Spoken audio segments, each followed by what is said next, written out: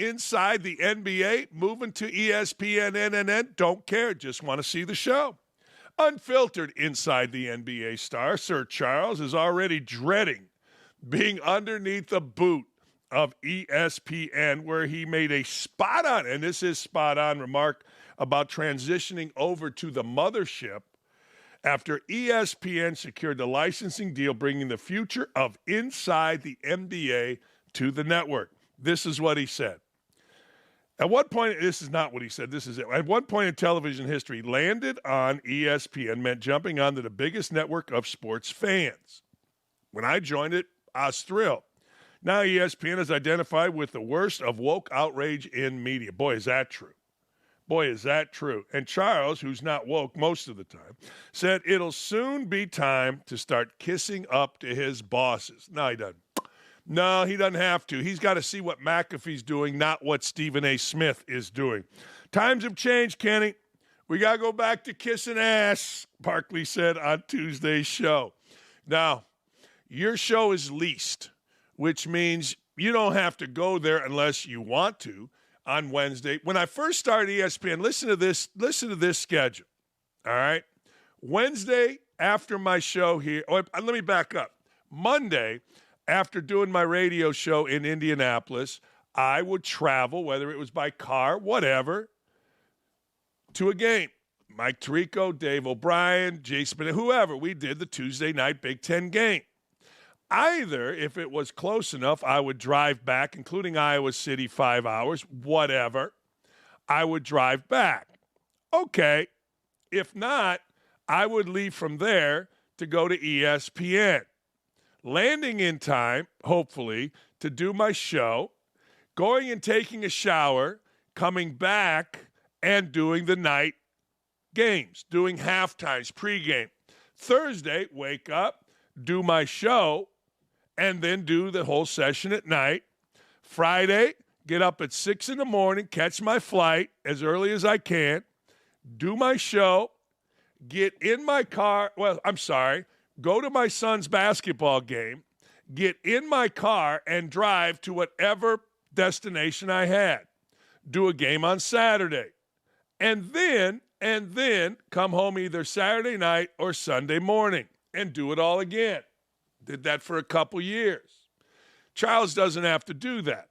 Like when you go to ESPN, they're like, hey, we need you on Mike and Mike. We need you on this. And it's glamorous and fun at first. And then you're like, oh, man, because you realize it's crap. That's what Charles is talking about, having to do that. They don't have to do that. They're in Atlanta. They'll stay in Atlanta. The show is leased, just like McAfee's right over there. And away we'll go. No big deal.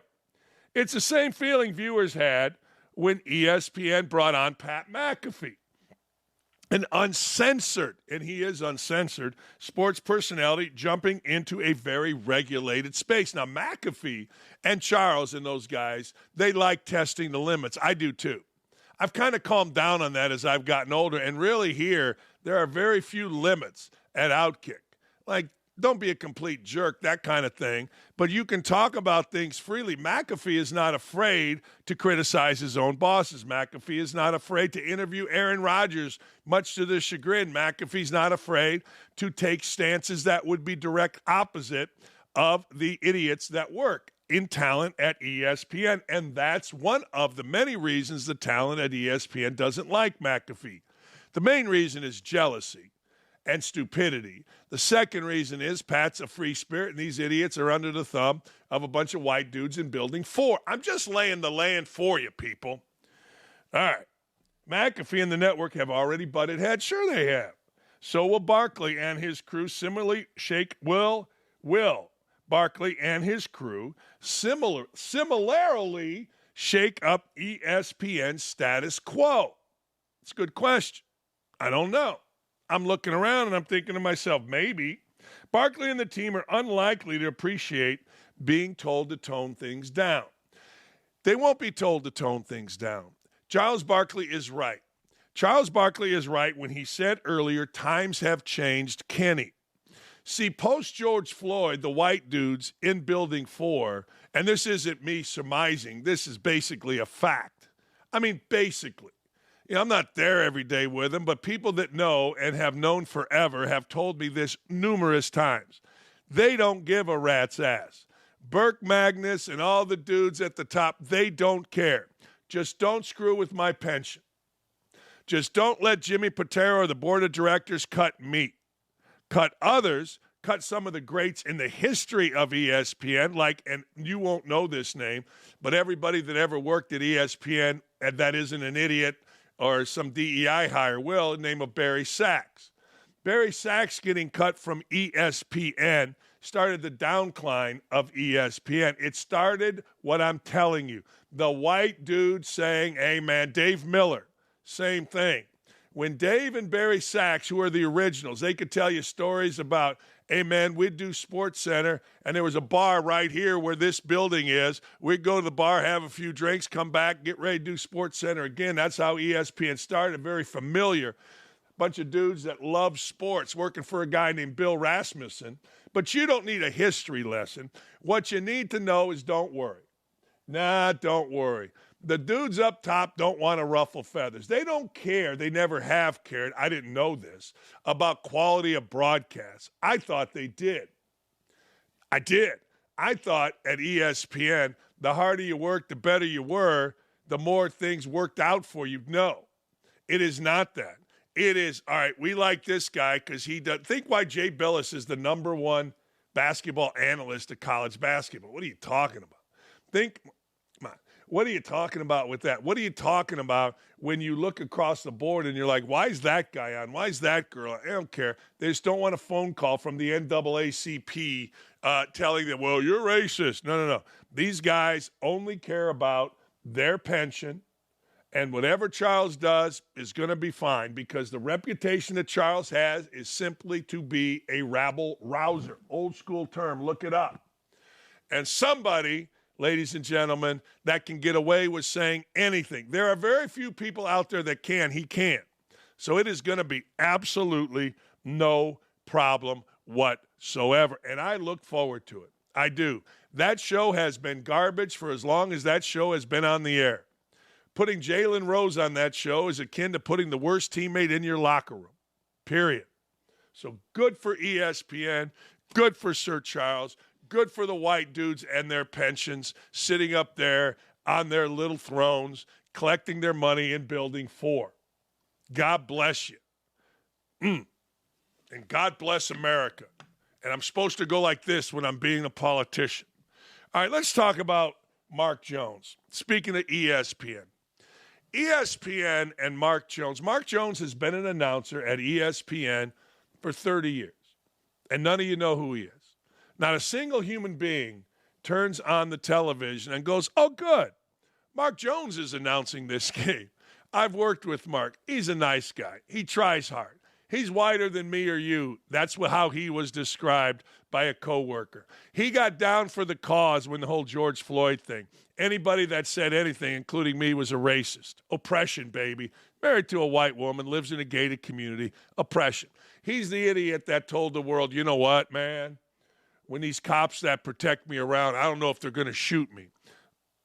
6 months after posting pictures thanking the cops for protecting him and getting him to his places. You got to understand, in football, because of the sizes of the stadiums, every announcer has stories about how cops have been great to them, how cops have gotten them out of Memorial Stadium in Lincoln and gotten them to the airport so at night they can get home to see their family. Same thing at the Shoe, same thing in Alabama. Name a place with a big stadium and a huge crowd. Cops have helped these guys, but Mark Jones is such a douchebag and such a fraud and so whiter than me that Mark Jones had to get down for the cause when George Floyd died.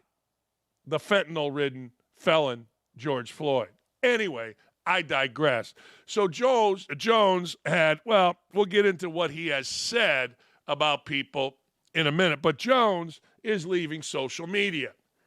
And a guy you rarely know had to tell us. He did. He had to. He is the same person who tweets hateful messages over the same platform about how bad white people are, cops are. You make it make sense. He left because of the anger. So Mark Jones's tweet. We can disagree and still love each other unless your disagreement is rooted in my oppression. Mark Jones is really oppressed. No, he really is. I mean, honest to God, he is. I mean, his gated community, the gate is only 10 feet high. No, seriously, it is. I mean, the white woman he married, she's all right, but she's not the hottest. I mean, the man's oppressed. Give him a break. You know what I'm saying? My oppression and denial of my humanity and right to exist. James Baldwin. The place is too hateful, Jones put in there. Catch me on the happy side. I'm fresher than Febreze. Oh, good. Okay, that's his big thing. He wants to be fresh. He wants to be hip. He wants to have cute little sayings. I mean, working with him, you're like, huh? Well, anyway, so Mark Jones's rhetoric is garbage. Mark Jones is full of shit. And here at OutKick, we thrive on pointing out the woke full of shit. And there is nobody more woke and full of shit than my former partner, Mark Jones. Mark Jones is, well, let's go through his rhetoric, shall we? Baseless. Now, this one really pissed me off. I didn't care about Mark Jones. I didn't give a rat's ass. I worked with him. It was fine. He's nondescript. He's more about himself than the game. But when he made baseless accusations that stadium police officers were going to shoot him dead because he's black, again, that was 6 months, 5 months, whatever months, after posting pictures thanking police officers, thanking them for getting him to the airport quick so he can get home and see his white wife. I don't care who you marry. Just don't all of a sudden become Martin Luther frickin' King and tell me how oppressed you are when you make probably $1 million a year by now, I would think. You're awful at your job. You're terrible, but you keep falling up. Remember when the Sacramento Kings fired their announcer, Grant Napier, because he said all lives matter, and two of the biggest idiots ever to put on a jockstrap, Boogie Cousins and Chris Webber, got mad during the whole George Floyd thing? You know who they hired as a DEI hire? Mark Jones. Dude falls up. Anyway, tweets telling Rush Limbaugh to rot in hell the day his wife announced he had died of lung cancer. They got mad at me at ESPN because I said, hey, man, I ain't going in a pool with you. I ain't doing it. You want to go at it in the pool? You ain't my wife. So I ain't going at it in the pool with you. They literally got mad about that. Lies about police murdering Jacob Blake, who is still alive. Posts calling Stephen A. Smith a racially insensitive name. Even when reading it, I don't say those names. I grew up in an area where, no. Posts calling his white colleagues and bosses blind to racism in front of them. Tweet celebrating Nick Bosa tearing his ACL as payback for standing for the national anthem and supporting Donald Trump. This might actually get me to send another email to Jimmy Patero just saying, do you ever look at what you all have become? Claims that the Batman character is rooted in racism. Okay. Mark Jones, list number 2. We have more. A photo saying MAGA women are skanks. My MAGA woman. I've seen his wife. All right. No, she probably MAGA. She probably had enough. I mean, Mark Jones looks and acts like the original one pump chump. See what I got in there, Dylan? I got your saying in there. One pump chump. Mark Jones claims that Ron DeSantis is a member of the KKK because Mark Jones would know. No, he really would. And Mark Jones, I think he lives in Florida. Of course, Santis is not. Claims Aaron Rodgers is a member of Kwan. Of course, he's not. Statements that white people appropriated Jesus. Well, Mark Jones would know. Debunk claims that the police shot Breonna Taylor when they saw her skin color. They never saw her. She was in a dark room. A tweet from Bishop Talbert Swan, who is America's racist. Respect to you, Talbert Swan. You are the worst of the worst. Please don't leave Twitter. You are a funny man. The white people are demonic forces of evil, all while being married to a white woman, which means his kids are half white. Really? Interesting. A tweet compared Jason Whitlock to a house slave from the film Django Unchained. How does this guy have a job? Like, what are we doing here? Tweets calling Queen Elizabeth a racist on the day she died. Mark Jones is big on tweeting things when they die, apparently. Gutsy. No, he's one of the biggest cowards out there. He looks like a coward. He acts like a coward. He's a complete coward. And working with him kind of is like, You know, he's one of them dudes that thinks he's smarter than he is. And you get the feeling he's always judging you. Always like, I'm waiting for an opening here. He's like the guy Myron Metcalf. Myron Metcalf at ESPN, same thing. Myron Metcalf is a nondescript writer at ESPN. Hired, I assume, as a DEI hire. He's bad at his job. They had him doing sidelines for Tuesday games until he dressed like a lounge singer. And guys in the truck were like, get these texting me, get these idiots out of here. Well, Metcalf is the same thing. Any little slight, he would run to HR on people. I remember a couple guys, he never did it with me because I didn't pay attention to him. But every little slight, I'm going to HR, I'm telling. People are ridiculous. They're absolutely ridiculous. When they have no talent like Jones or Metcalf, they got to do things like that. What else do they have? Serious business. I'll tell you what else they got. Nothing. Absolutely nothing. I've wasted too much time on these two idiots. Don't expect to see Caitlin Clark suiting up for the new 3-on-3 league, Unrivaled. If a new report is to believe, I'm not buying it until I hear it for her. She allegedly rejected one of the 2 roster spots left for this year's competition. Good for her. I'm watching Caitlin Clark, and I'm digging Caitlin Clark. Not in that creepy way that you idiots think. I'm digging Caitlin Clark because of how she handles herself. Getting a little tired of her because when whatever happened with my Twitter feed, the algorithm is putting a bunch of Caitlin Clark video of her being at golf outings. And here's the thing. At first, I got tired of it. And then I started comparing her to all the other idiot athletes of our day. The barnacle on Caitlin Clark's ass, Angel Reese, taking off her clothes, getting a little camel toe going. You know what I'm saying? Of course, the Diggs brothers. I mean, what are we doing? Every idiot in the NFL that makes an interception that runs down to the end zone and gives all the fingers. The hell is all that? No, NBA guys that look like girls. Literally, they look like girls. Indiana basketball players that wear fingernail polish. I know what the kid's doing before you're on my ass. I'm not saying it's wrong. I'm just giving examples, so back the hell off. But I'm watching Caitlin Clark, and I'm going, this is great. Awesome. No, Aaron Rodgers. I don't need Aaron Rodgers in my life, smugly throwing the ball to the other team, dancing around seeing ghosts. I don't need him. I need Caitlin Clark. What are you, crazy? Too much Aaron Rodgers gives me too much gas. It's like when I eat grapes. I don't know how you are, Gary or Aaron, as you get older, but when I eat grapes, it's on. Sometimes I eat grapes because I know what's coming out just to piss off my wife. Around bedtime. I don't exactly Dutch oven, but I ain't afraid. ESPN reports, a source with knowledge of the situation, says Clark will not be joining the league. Good for her. Don't saturate yourself. I'm sure there will be some who try to argue that it is her duty as a high-profile female athlete to get involved, but that's just stupid. Whoever wrote this for OutKick is a genius, because as I was reading that sentence, I thought that's just stupid. It's either A, she doesn't think it makes sense to participate, or B, she simply doesn't want to participate. Then she should.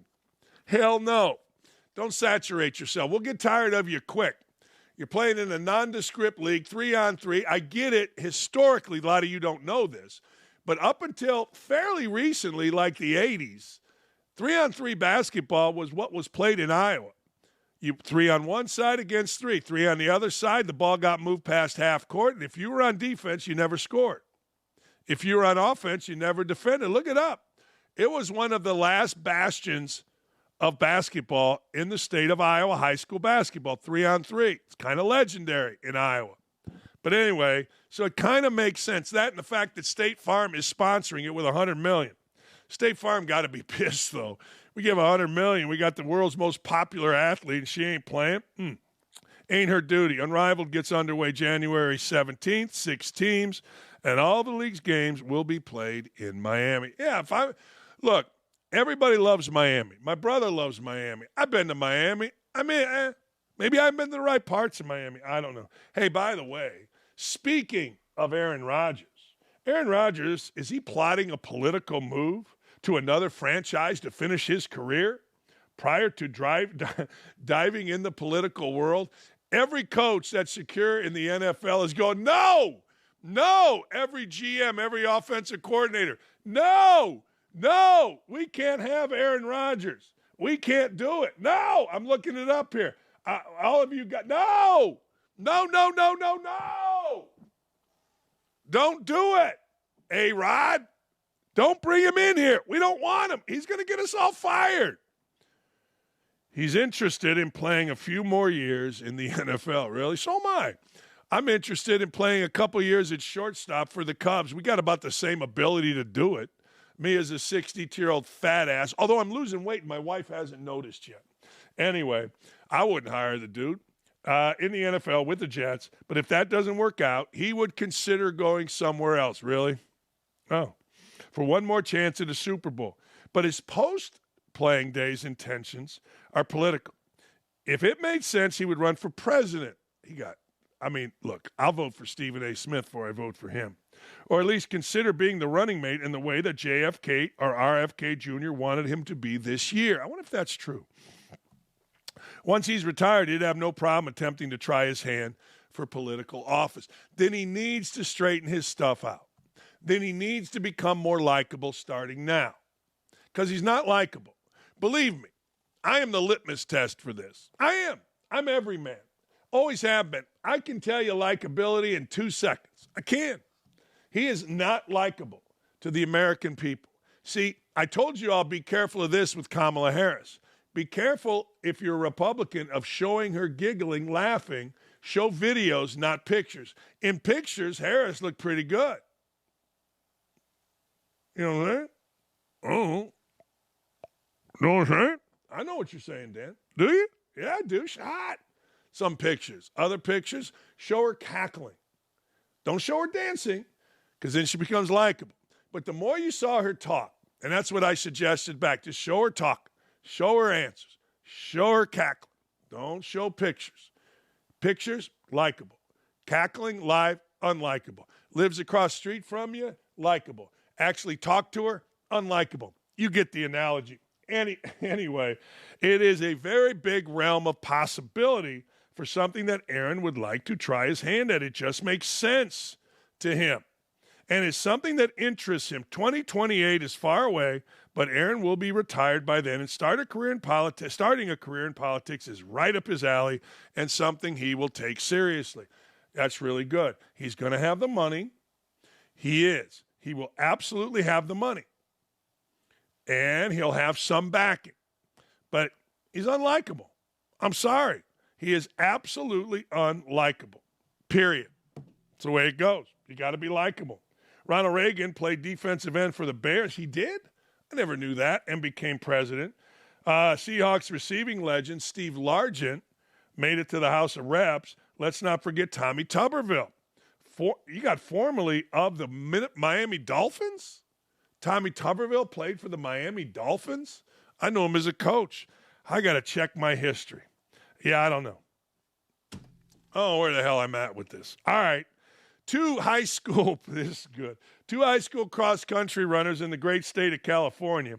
Them and their families are suing a California school district, saying their Save Girls Sports T-shirts were likened to, wait for it, hold on, a swastika. So let me just stop right here. Save Girls Sports. Saving girls, little girls, to play in sports is the same as trying to exterminate an entire people. According to a cross-country runner or two and their family. Let's just think about that for a second, how whacked out the world is. If you want to say, because you're trying to get a money grab here, hey, Save Women's Sports shirts are causing me angst. It's triggering me. All right, look, I get it. But a swastika? Where two athletes at Martin Luther King High School in 9th and 11th grade respectively wore T-shirts bearing the message, Save Girls Sports, it's common sense, XX does not equal XY. That's a swastika at Martin Luther King High School. Right? Let's read. The girls wore the shirts after a transgender athlete who didn't consistently attend practice or meet key varsity eligibility requirements was placed on the varsity team. Displacing Taylor from her spot, the complaint alleged. My initial reaction was like, man, I was surprised because it was like, why is this happening to me? Taylor told Fox News Digital. There's a transgender student on the team.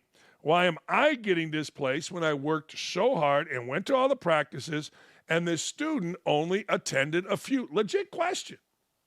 Well, one, your school district sucks. Two, your coach is a pussy. I mean, I don't know what else to tell you. That's about it. According to the girls' advocate for faith and freedom attorney, Julianne Fisher, the lawsuit claims there were violations of their First and 14th Amendment rights and to their Title IX protections. Under the Biden-Harris administration, Title IX was amended to include discrimination against gender identity and sexual orientation. The Supreme Court ruled against one of Biden's requests in August that would have permitted biological men in women's bathrooms, locker rooms, and dorms in 10 states, where there are state-level and local-level rules in place to prevent that. This is such idiocy. Come on. January 20th cannot come fast enough. And I love what Nancy Mace is doing. Nancy Mace is like, yo, stop the stupid. So anyway, I hope these girls continue to fight. I hope they win their fight. But my God, are you serious? A swastika? Like, people just throw stupid stuff out. And, you know, the whole Nazi thing, which none of these people would have any idea even who Nazis are, what a swastika is or represents. They throw it out there because they heard the idiots in the Biden-Harris campaign and the pundits on TV that lean far left using the word Nazi, showing swastikas. It's the way kids are. I see it on TV. Oh, that looks like something I must say. They say it. Somebody slighted me. We must say it. Oh, Chickapesta, my eyes are burning. I don't even know. That may be sexist. I don't know. I've been saying it since I was like 2. Anyway, Martin Luther King, I will give you a piece of advice. Never stay at a hotel in any city on Martin Luther King Drive. An African-American friend of mine told me that, and he was not lying. All right, ladies and gentlemen, this might be the greatest example of karma ever.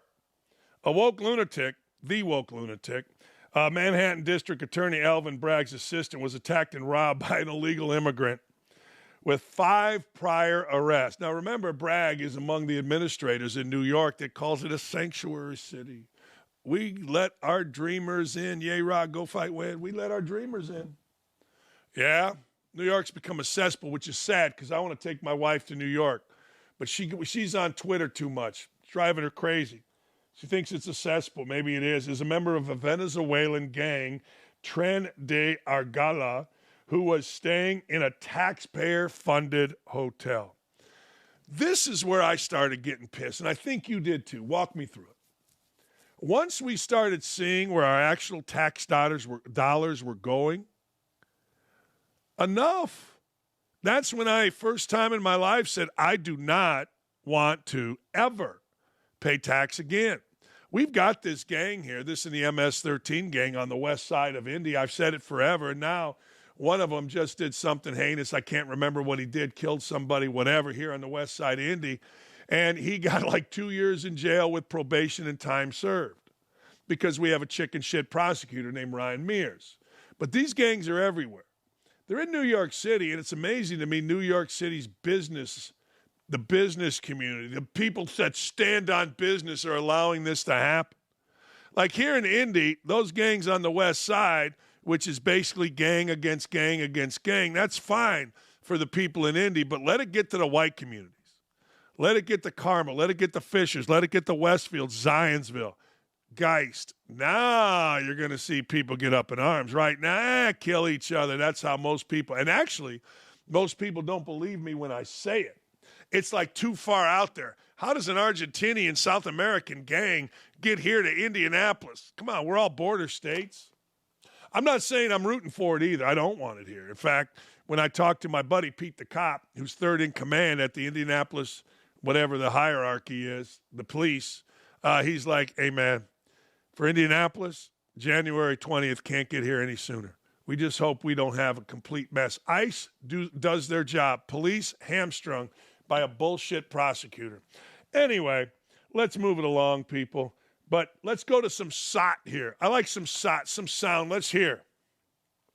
Smiling Brandon Samosa being led out of the Midtown South precinct on West 35th Street this morning. Police say at about 2 a.m. Sunday, he robbed a 38-year-old woman in the hallway of her Hell's Kitchen apartment building. He allegedly grabbed her purse, cell phone, and bank cards and also performed a lewd act. The victim is a Manhattan assistant DA. She was not injured. Police traced her stolen cell phone to a hotel on West 45th Street, which led them to believe the suspect is a migrant, and they were able to track him down. Samosa was arrested just last night. Police say he was using drugs on the street and had stolen items with him. Police believe he is part of Tren de Aragua. That's the Venezuelan gang that has preyed on people in Times Square and Central Park. Samosa is facing a number of counts, including sexually motivated robbery and burglary. He also has 6 prior arrests, all from this year on similar crimes. And he's believed to have arrived in the U.S. in February of 2023. In Lower Manhattan, Lauren Glassberg, Channel 7 Eyewitness News. Channel 7 Eyewitness News. Yeah, I mean, this is insanity. I mean, look, I said it before, I'll say it again. Never in my lifetime did we even have to pay attention to this. It was always an issue, but presidents in my lifetime, from Nixon to Ford to Carter to Reagan to George Bush to Clinton to the other Bush to Obama mama to Trump, they all said, I don't care whether you're Democrat or Republican. We got to keep our borders secure. What are you doing? And now these idiots. I can do a Joe Biden. I can't do a Kamala Harris. Not very good, but I can do a Joe Biden. Got to get no chin, forward and front, and look dead.